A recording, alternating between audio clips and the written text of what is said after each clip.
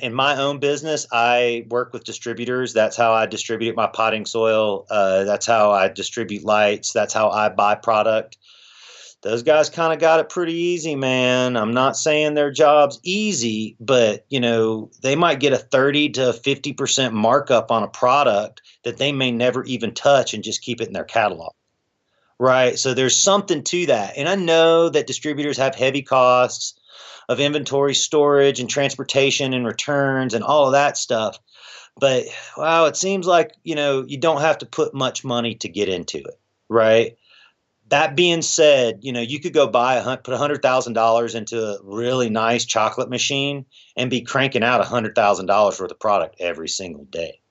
Right. Of ganja truffles, cannabis truffles. Right. So, man, there's absolutely, I think, the most money in extraction and making ganja food.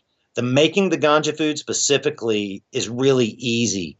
I'm saying that, of course, my ganja food people are going to say it's hard, but what I mean by that is you can go buy the raw extract, you can go buy the hash, the whatever you're going to put into it, and then mix it up in a conventional kitchen. It's nothing special. Right. Whether if you're going to grow weed, man, you need a lot of specialized equipment that you can get from me, and I'll be glad to sell it to you.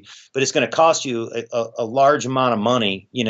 Now we currently see build out. When we first started here, let me back up here. This is an interesting fact. When we first started here in 2009, most of the commercial grows were considered like 40 lights. Right. And that's 40 1,000-watt lights, 40,000 watts. Right. It's going to cover about 10,000 square feet, right? Well, now that's considered a small grow, and 400 lights or multiple facilities with 1,000 lights or 1,500 lights, like that's the big facility now, right? So back in 2009, you could start out on $50,000. Right now, $10 million, right? If you're going to enter at that 1,000 light level, like that's what it's going to cost you, right? You get man, the suppression of the real estate industry, or I shouldn't maybe say suppression, but the inventory in the real estate industry is just vanished here in Denver and in California and San Francisco and Oakland and LA and Portland. Like all of the available real estate for the cannabis industry just evaporated. And those prices went up from like literally 25 cents a square foot here in Denver to $1.50 a square foot today, right?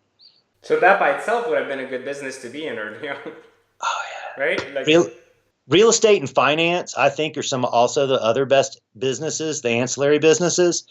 Cannabis farmers still have problems, and people in cannabis still have problems with finance, right? I mean, if you want to grow any business large, right, and man, we say a large business is $100 million, right? You want to grow $100 million cannabis industry, then wow, you're going to have to invest 10, $20 million into it right now to get into it. Where are you going to get the money from? Right. So the financing people have really, I think they've done well. They get high interest rates. They also usually return their terms back quickly in 3 to 5 years. Cannabis farmers can't go to banks. They can't borrow money on banks. They can't borrow money against their property. Right. So financing is really it's something that's really needed. And if any of your listeners are into the financing and private financing industry, then you should think about it. no, I hear you. I think that's very very good, very very good advice. So let's talk a little bit about regulation. I'm sure you've seen regulation come and go and change, Yeah. and yeah, I mean literally be able to put a business this small out of business overnight just because they changed the way things work. How has the regulation changed in the past 24 months when it comes to this industry? Have you seen any massive changes that have wiped off any particular businesses? Well, here in Colorado, pesticides have been a major thing that have changed in the past 24 months. You know, the pesticide industry is an industry of labels and safety and liability, right? And the pesticide companies, they spend millions of dollars to guarantee that their pesticide will work against, whatever pest on a specific crop like tomatoes or tobacco or cucumbers, right? And when you go buy pesticide to use on a commercial application, you have to buy it like that. I'm buying pesticide for cucumbers. Well, there's no pesticides for cannabis, right? There's no pesticides for marijuana, right? There's none that can be advertised. So it's literally letter of the law. If it says this is good for beets, you can't use it for cannabis, right? Now, if it says this is good for general gardening, right, general agriculture, then you can use it for cannabis. So that really restricted the pest control management that people were putting in place. Most people were just like spraying, spraying and praying, right, and hoping that they didn't get bugs.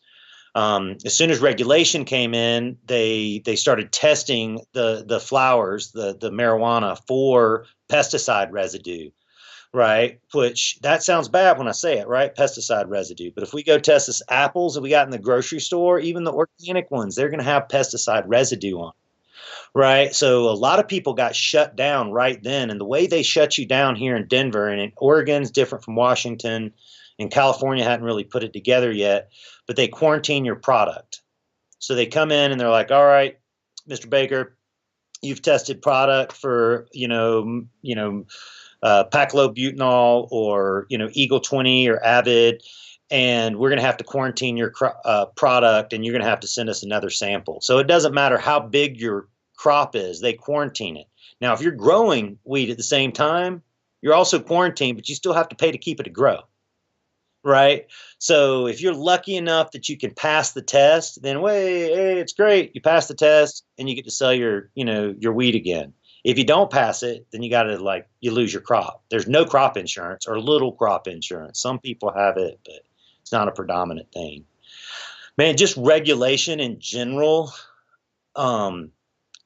It's gone from a private industry to a regulated industry. And what I mean by that is previously all the weed in the U.S., all the cannabis in the U.S. was grown privately in someone's backyard, farm, home, a barn, or, manufacturing facility of some sort, right? Privately. As soon as it became a regulated product, then all of this stuff started happening, specifically municipalities wanting their cut, right? They want their tax. Right. And not just the municipalities. Oh, the plumber comes over. Guess what? He's $150 an hour now, not 65. So would you say how much of the industry struggles versus makes it? Like, how big is it? Is it like, is there really just that 1%, or is it like 10-15% make it and the rest kind of like, just work for it? Right.